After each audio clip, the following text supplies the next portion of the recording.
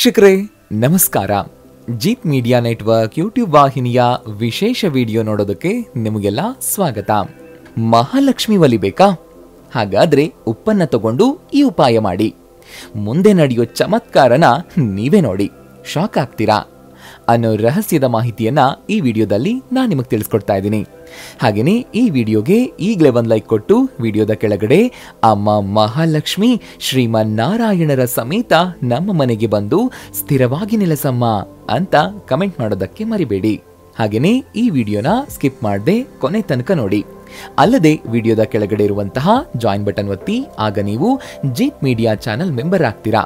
ಅಂದ್ರೆ ನೀವು ಜೀತ್ ಮೀಡಿಯಾದಲ್ಲಿ ಮೆಂಬರ್ಗಳಿಗಿರುವಂತಹ ವಿಶೇಷ ವಿಡಿಯೋ ಹಾಗೂ ಲೈವ್ ನೋಡಬಹುದು. ಉಪ್ಪಿಲ್ಲದ ಆಹಾರನ ಯಾವತ್ತಾದ್ರೂ ನೀವು ತಿಂದಿದ್ದೀರಾ? ಹಬ್ಬಬ್ಬ ಅಂದ್ರೆ ಒಂದೆರಡು ತುತ್ತು ತಿನ್ನಬಹುದು ಅಷ್ಟೇ. ಇದಿಷ್ಟೇ ಸಾಕು ಅಂತ ಅನ್ಸುತ್ತೆ. ಉಪ್ಪಿನ ಮಹಾತ್ಮೆ ಎಂಥದ್ದು ಅಂತ ಅರ್ಥವಾಗ್ಬಿಡುತ್ತೆ ಅಲ್ವಾ? ಅದೇ ಊಟದಲ್ಲಿ ಉಪ್ಪಿದ್ರೆ ಊಟದ ರುಚಿ ದುಪ್ಪಟ್ಟಾಗಿರುತ್ತೆ. ಅಡುಗೆ ಮನೆಯ ಮೂಲೆಯಲ್ಲಿರುವ ಉಪ್ಪನ್ನ ನಾವು ಅಡುಗೆಗೆ ಬಿಟ್ಟು ಬೇರೆ ಯಾವುದಕ್ಕೂ ಉಪಯೋಗಿಸೋದಿಲ್ಲ. ಆದ್ರೆ ಇದೇ ಉಪ್ಪನ್ನ ಇಟ್ಕೊಂಡು ನಾವು ತಾಯಿ ಮಹಾಲಕ್ಷ್ಮಿಯನ್ನ ಒಲಿಸ್ಕೊಳ್ಬಹುದು ಅಂತ ಶಾಸ್ತ್ರಗಳಲ್ಲಿ ಉಲ್ಲೇಖಿಸಲಾಗಿದೆ. ಈ ವಿಚಾರವೇ ಎಷ್ಟೋ ಜನರಿಗೆ ಗೊತ್ತಿಲ್ಲ. ಅದನ್ನೇ ಈಗ ನಾವು ಈ ವಿಡಿಯೋದಲ್ಲಿ ನಿಮ್ಗೆ ಹೇಳಕ್ ಹೊರಟಿರೋದು. ನಾವು ಹೇಳುವಂತಹ ಕೆಲ ಉಪಾಯಗಳನ್ನ ನೀವು ಮಾಡಿದ್ರೆ ಸಾಕು. ಮಹಾಲಕ್ಷ್ಮಿಯ ಕೃಪಾ ಕಟಾಕ್ಷೆ ಸದಾ ನಿಮ್ಮ ಮೇಲಿರುತ್ತೆ.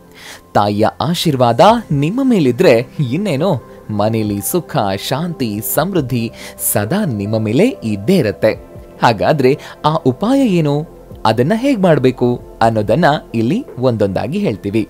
ಅದನ್ನ ತಿಳ್ಕೊಳ್ಳೋ ಮೊದಲು ನೀವು ಮಾಡ್ಬೇಕಾಗಿರೋ ಮೊದಲನೇ ಕೆಲಸ ಏನಪ್ಪಾ ಅಂತಂದ್ರೆ ಈ ವಿಡಿಯೋನ ಕೊನೆ ತನಕ ಸ್ಕಿಪ್ ಮಾಡದೆ ನೋಡಿ.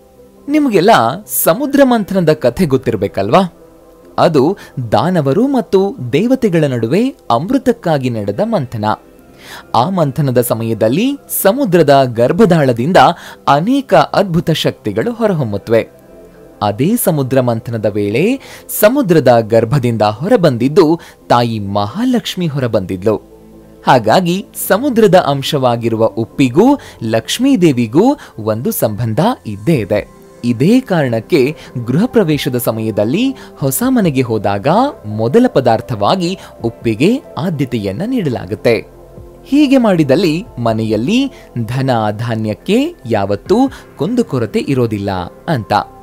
ಇಷ್ಟು ಶಕ್ತಿಶಾಲಿಯಾಗಿರುವ ಉಪ್ಪನ್ನ ತಗೊಂಡು ಈ ಉಪಾಯ ಮಾಡಿ. ಅಷ್ಟೇ ಸಾಕು, ಲಕ್ಷ್ಮೀದೇವಿ ನಿಮಗೆ ಒಲಿದೇ ಒಲಿದು ಬಿಡ್ತಾಳೆ. ಆ ಉಪಾಯ ಏನು ಅಂತ ಅರ್ಥ ಮಾಡ್ಕೊಳ್ಳೋ ಮುನ್ನ ನೀವು ದಿನನಿತ್ಯದ ಕಾರ್ಯಗಳಲ್ಲಿ ಮಾಡಬೇಕಾಗಿರೋ ಕೆಲ ಮುಖ್ಯವಾದ ಕೆಲಸಗಳಿವೆ. ಅವುಗಳನ್ನ ಮರಿದೆ ಮಾಡಿ. ಅವುಗಳು ಯಾವುವು ಅಂತಂದ್ರೆ, ಸಾಲ ಮಾಡಿಕೊಂಡು ಮನೆಗೆ ಬರುವಾಗ, ಸಾಲದ ಮೇಲಿನ ಬಡ್ಡಿಯನ್ನ ಕಟ್ಟಿ ಮನೆಗೆ ಬರ್ತಾ ಇರುವಾಗ, ಇಲ್ಲ ಚಿನ್ನಾಭರಣಗಳನ್ನ ಅಡಮಾನ ಇಟ್ಟು ಬರ್ತಿರುವಾಗ ಯಾವ ಕಾರಣಕ್ಕೂ ಉಪ್ಪನ್ನ ಖರೀದಿ ಮಾಡಿಕೊಂಡು ಬರಬೇಡಿ. ಅದ್ರ ಬದಲು ಯಾವುದಾದ್ರೂ ಮಂಗಳಕರ ದಿನದಂದು ಉಪ್ಪನ್ನ ತಂದು ಮನೆಯಲ್ಲಿಟ್ಟುಬಿಡಿ. ಹಾಗೆಯೇ ಉಪ್ಪನ್ನ ಮನೆಯ ಹಿರಿಯರು ಇಲ್ಲ ಮನೆಯಲ್ಲಿರುವ ಪುಟ್ಟ ಮಕ್ಕಳು ಉಪ್ಪನ್ನ ಖರೀದಿ ಮಾಡಿ ತರಬೇಕು. ಗೃಹಿಣಿಯರು ಮುಟ್ಟಿನ ಸಮಯದಲ್ಲಿ ಮನೆಯಲ್ಲಿ ಉಪ್ಪಿನ ಜಾಡಿಗಳನ್ನ ಮುಟ್ಟದೇ ಇರೋದೇ ಒಳ್ಳೇದು ಅಂತಾರೆ. ಹಾಗಾದ್ರೆ ಅದೇ ಗೃಹಿಣಿಯರು ಉಪ್ಪು ಬಳಸದೆ ಅಡುಗೆ ಮಾಡೋದಾದ್ರೂ ಹೇಗೆ ಅನ್ನೋ ಪ್ರಶ್ನೆ ಕಾಡಬಹುದು. ಅಂಥ ಸಂದರ್ಭಕ್ಕಾಗಿ ಅಗತ್ಯವಿದ್ದಷ್ಟು ಉಪ್ಪನ್ನ ಪ್ರತ್ಯೇಕ ಪಾತ್ರೆಯಲ್ಲಿ ಇಟ್ಕೊಂಡಿರಿ. ಅಶುಭ ಕಾರ್ಯದಲ್ಲಿ ಮಾತ್ರ ಅಡುಗೆಗೆ ಆ ಉಪ್ಪನ್ನ ಬಳಸಿ. ಇದು ಸ್ವಲ್ಪ ಕಷ್ಟ ಅಂತ ಅನ್ಸಿದ್ರೂ ಅನುಸರಿಸೋದು ಶ್ರೇಯಸ್ಕರ.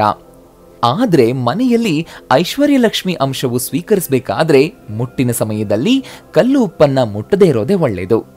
ಮುಟ್ಟಿನ ಸೂತಕ, ಮೃತ್ಯು ಸೂತಕ, ಜನ್ಮ ಸೂತಕ, ಹಾಗೆಯೇ ದಂಪತಿ ಸೇರಿದ ಸೂತಕದ ಸಂದರ್ಭದಲ್ಲಿ ಸ್ನಾನ ಮಾಡದೆ ಉಪ್ಪಿನ ಬಟ್ಲನ್ನ ಮುಟ್ಟಿದ್ರೆ ತೊಂದರೆ ಅಧಿಕವಾಗುತ್ತೆ ಅಂತ ಮರಿಬೇಡಿ. ಅದ್ರ ಜೊತೆಗೆ ಅಮಾವಾಸ್ಯೆಯ ದಿನದಂದು ಸ್ನಾನ ಮಾಡದೆ ಉಪ್ಪಿನ ಡಬ್ಬಿಯನ್ನ ಮುಟ್ಟಬೇಡಿ. ಉಪ್ಪಿನ ವಿಚಾರದಲ್ಲಿ ಈ ವಿಷಯಗಳನ್ನ ಯಾವುದೇ ಕಾರಣಕ್ಕೂ ಮರಿಬೇಡಿ.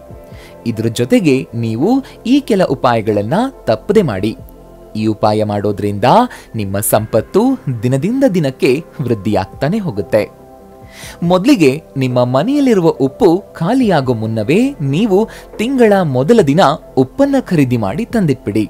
ಹೀಗೆ ಮಾಡೋದ್ರಿಂದ ಲಕ್ಷ್ಮೀದೇವಿಯ ಆಗಮನ ತಿಂಗಳ ಮೊದಲ ದಿನವೇ ಆಗಿ ತಿಂಗಳು ಪೂರ್ತಿ ಮನೆಯೊಳಗೆ ಹಣ ತುಂಬಿ ತುಳುಕ್ತಾ ಇರುತ್ತೆ. ಇನ್ನು ನಿಮ್ಮ ಕೈಯಲ್ಲಿರುವ ಉಪ್ಪು ಏನಾದ್ರೂ ಅಕಸ್ಮಾತ್ ಆಗಿ ಕೈ ಜಾರಿ ಬಿದ್ದಿದ್ದೇ ಆದಲ್ಲಿ ಅದನ್ನ ಅಪ್ಪಿತಪ್ಪಿಯೂ ಕಾಲ್ನಿಂದ ಸ್ವಚ್ಛ ಮಾಡಬೇಡಿ.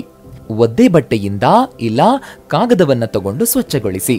ಉಪ್ಪನ್ನ ಯಾವತ್ತೂ ನಿರ್ಲಕ್ಷ್ಯ ಮಾಡಬೇಡಿ. ಚಿಟಿಕೆ ಉಪ್ಪು ಅಡುಗೆ ರುಚಿಯನ್ನೇ ಬದಲಾಯಿಸುವಷ್ಟು ಶಕ್ತಿಯನ್ನ ಹೊಂದಿರುತ್ತೆ ಅಂತಂದ ಮೇಲೆ ಆ ಉಪ್ಪು ನಿಮ್ಮ ಮನೆಯಲ್ಲಿರುವ ದಾರಿದ್ರ್ಯವನ್ನ ದೂರ ಮಾಡದೇ ಇರುತ್ತಾ? ಆದ್ರಿಂದ ಉಪ್ಪನ್ನ ಯಾವುದೇ ಕಾರಣಕ್ಕೂ ನಿರ್ಲಕ್ಷ್ಯ ಮಾಡಬೇಡಿ.